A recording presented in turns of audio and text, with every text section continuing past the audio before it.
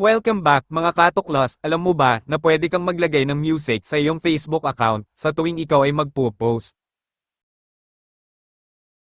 Kung paano, sundan at panoorin mo ang video hanggang dulo, at bago po tayo mag-umpisa pakipindot naman po ng follow button dyan sa ibaba sa tabi ng aking pangalan at pakisubscribe naman kung kayo nanonood sa YouTube para updated kayo sa mga susunod kong mga video. Maraming salamat po. Una, buksan ang Facebook account nyo, tapos pindutin ang What's on your mind. Tapos, pindutin ang photo and video. Ito na mga katuklas, sa bahaging ito, maghanap lang kayo ng photo or picture na gusto nyo.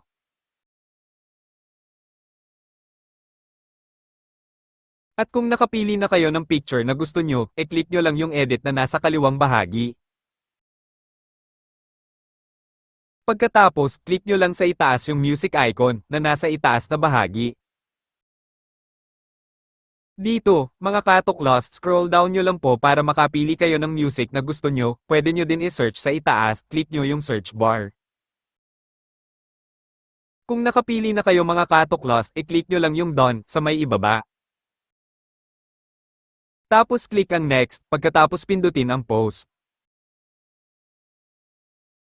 So yun lang po mga katuklas, sana nakatulong sa inyo ang video. Don't forget to like, share and subscribe, at kung may mga gusto po kayo na talakayin, paki-comment lang sa baba at tatalakayin natin yan sa susunod kong mga video. Maraming salamat po sa panunood at pagtangkilik.